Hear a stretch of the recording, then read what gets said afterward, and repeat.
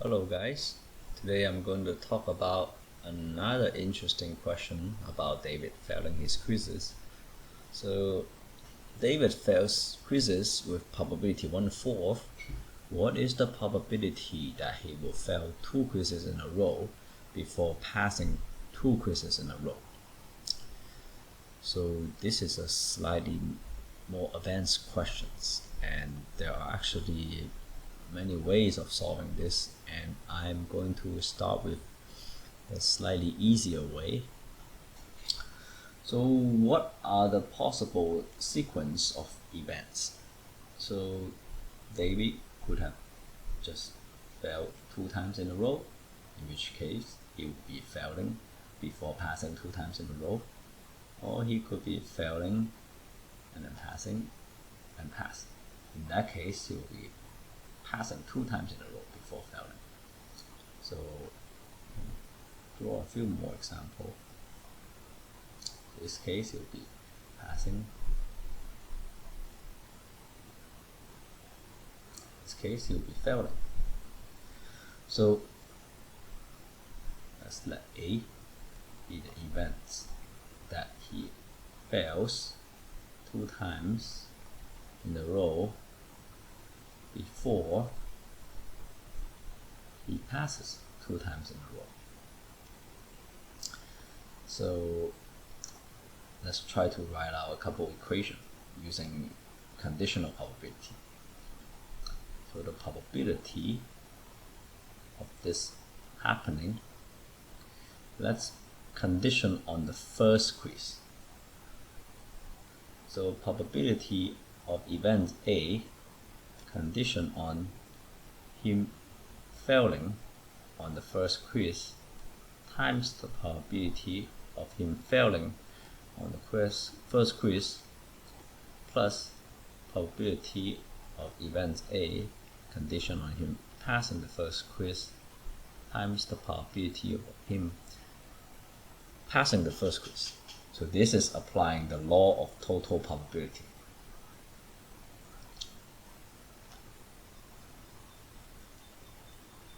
Law of total probability.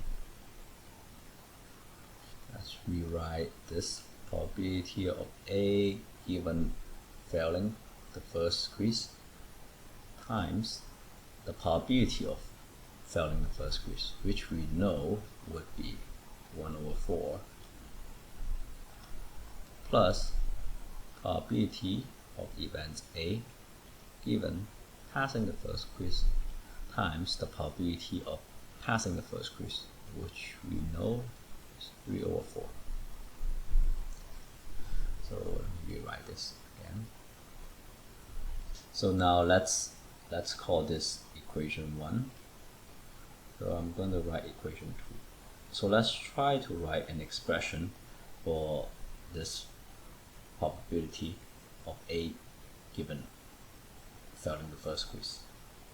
So probability of event A given that he has failed the first quiz, if we apply the law of total probability again on the second quiz, that would be probability of event A failing 2 quizzes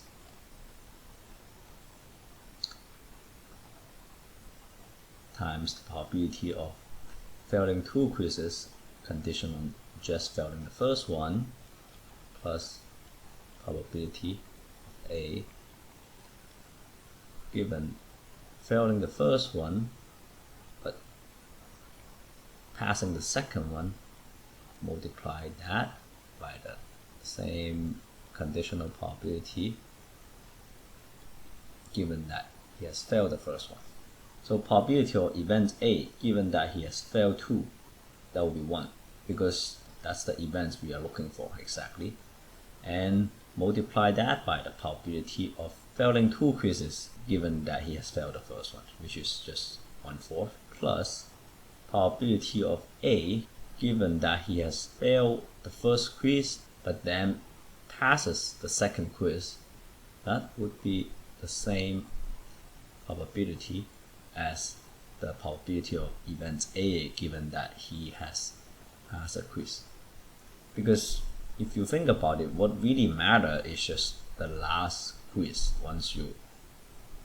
If you fail one and then you pass one, then all it matters that your previous quiz is passed, and the one before that, if it's a fail, that doesn't really matter anymore.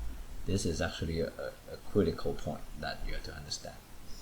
And then we multiply that by the conditional probability of failing the first one, passing the second, but given that you have failed the first one. So again, that will be just 3, 4. So now we have two formulas. The third equation, let's try to write an expression for this guy, which is this one over here. That will be very similar logic. Probability of event A, given that he has passed the first one or failed the second one, multiplied by the same probability, given that he has passed the first one, plus probability of event A, where you pass the first one and pass the second one, condition on the probability of passing these two given by passing the first one. So let's try to simplify again. So this first term is actually same as A given X, because if you have passed the first one but failed the second one, that's the same as if you have just failed your most recent one. So that will be same as A given failing the first one. And the probability of passing the first and then failing the second, given that you have passed the first, that's just 1/4.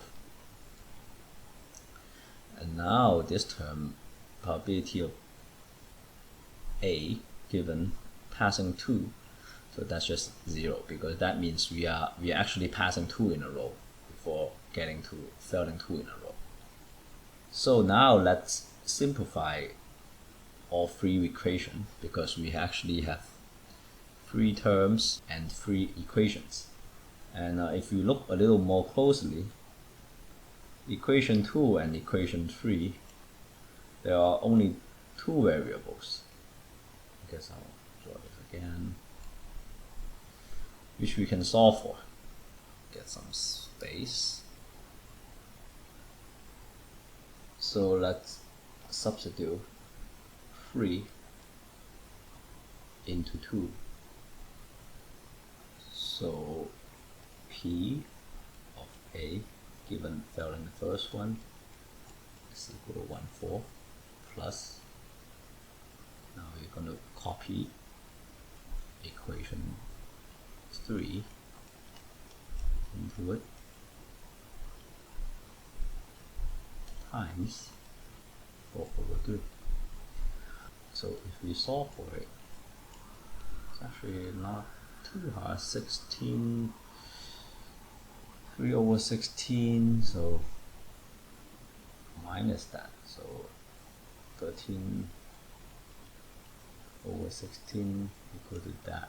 Therefore P of A given the first one fail would be 4/13.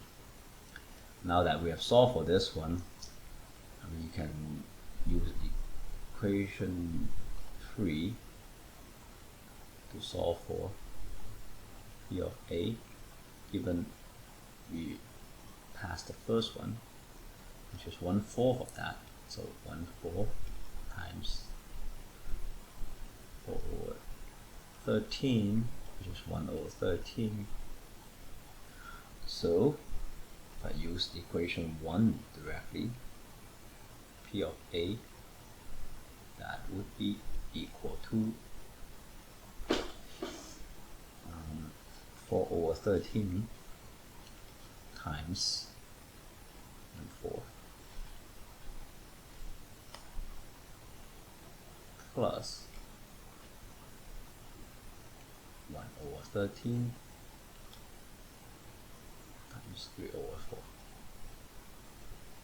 So if we add it together, that will be 7 over 52.